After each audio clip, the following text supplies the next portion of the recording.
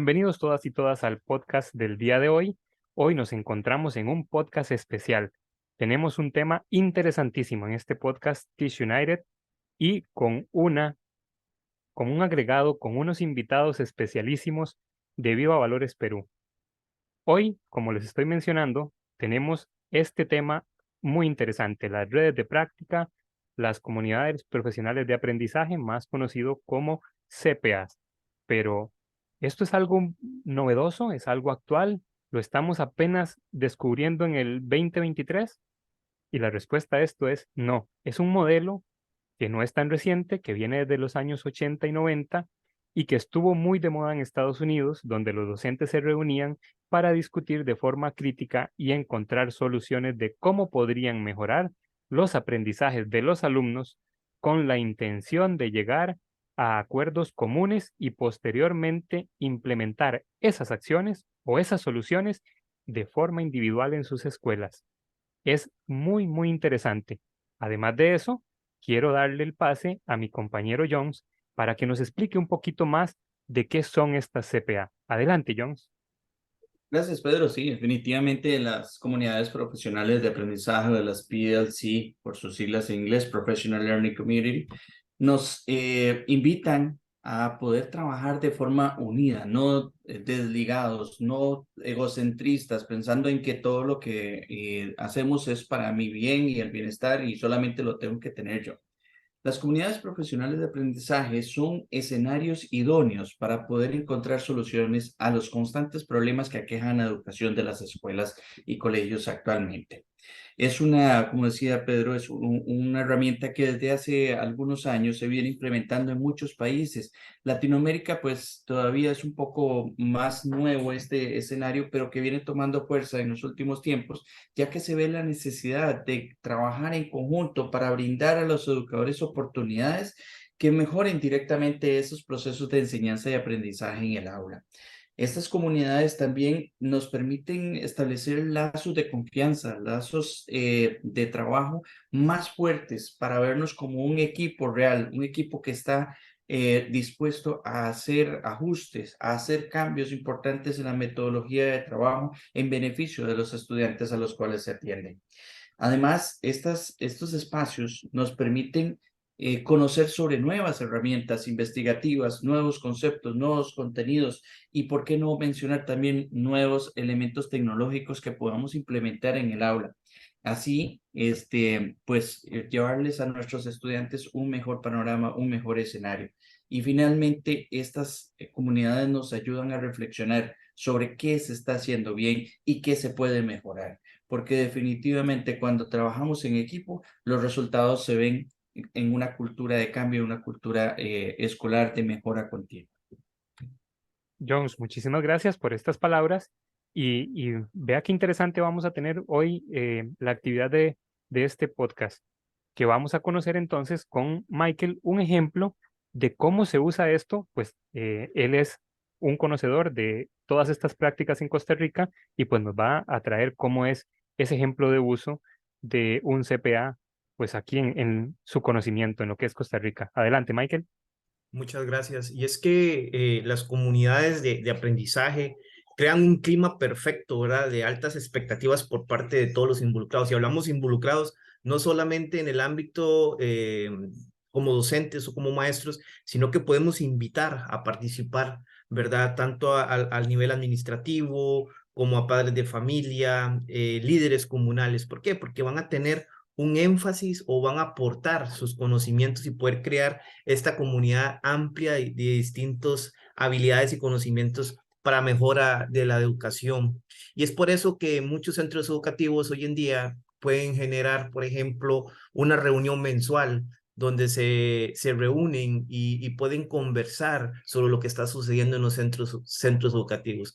Pueden solicitar ayuda en diferentes temas. ¿Por qué? Porque todos somos expertos en determinados momentos, sabemos algunas cosas que podemos aportar y es por ello que muchos centros educativos, por ejemplo, el Centro Educativo Estero Grande, se reúnen para que entre los mismos docentes y el mismo personal administrativo y algunos líderes comunales puedan aportar sus diferentes conocimientos para llevar a la práctica en las diferentes clases. Y han tenido muchos éxitos y grandes éxitos es ver una comunidad estudiantil más productiva, más comprometida y teniendo grandes resultados. Pero son pocos de los muchos resultados que podemos obtener dentro de estas comunidades prácticas. Michael, muchísimas gracias de verdad por esta participación. Y ahora sí, lo prometido es deuda y para ver esta realidad latinoamericana, pues contamos con estas nuestras compañeras, nuestros panelistas del día de hoy de Viva Valores de Perú. Y la primera, a la que vamos a solicitarle una intervención, es a Jacqueline Alfaro. Y la pregunta a la que ella nos va a responder es, ¿cómo son las comunidades profesionales de aprendizaje en tus escuelas o centros educativos? Adelante, Jackie. Hola Pedro, muchas gracias. En relación a tu pregunta, te comento que en muchas de nuestras escuelas todavía se trabaja con metodología tradicional, ¿no? ¿A qué le llamamos de repente nosotros esta metodología tradicional? A aquellos en el que tenemos a un ponente o a un guía y que en este espacio pues más están los oyentes, ¿no? Que están participando en una escucha de todo lo que nos están presentando. Y justamente esto nos lleva a perder la oportunidad de mejorar de manera colectiva. Entonces, tenemos muchas escuelas con este tipo de trabajo, pero también tenemos aquellas que tratan de insertar las metodologías mucho más abiertas, ¿no? En las que sí tratan de trabajar en equipo, ¿no? De manera colectiva y que así pues obtienes mejores resultados. En lo que sí coinciden la mayoría de nuestras escuelas es en el momento de planificar contenidos. En ese momento, muchos de nuestras instituciones trabajan de manera grupal, pero va más alineado al cumplimiento de aprendizajes, ¿no? Va más en línea de estos contenidos que tenemos que cumplir como disposición ministerial, ¿no? Creo que esta pregunta nos debe llevar también a cuestionarnos para analizar si realmente nuestras escuelas tienen una comunidad profesional de aprendizaje, porque como bien lo comentan pues nuestros compañeros, eh, realmente hay todo un trabajo distinto que debería de implementarse. Jackie, te agradecemos muchísimo por esta intervención, de verdad.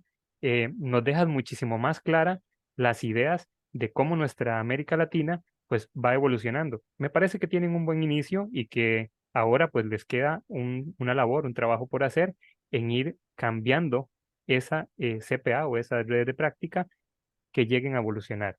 Pero, ¿qué te parece si ahora le damos el pase a nuestra siguiente panelista, que es Winona, y nos va a ayudar con qué estrategias de visualización de datos son más utilizadas y si éstas satisfacen sus necesidades? Adelante, Winona.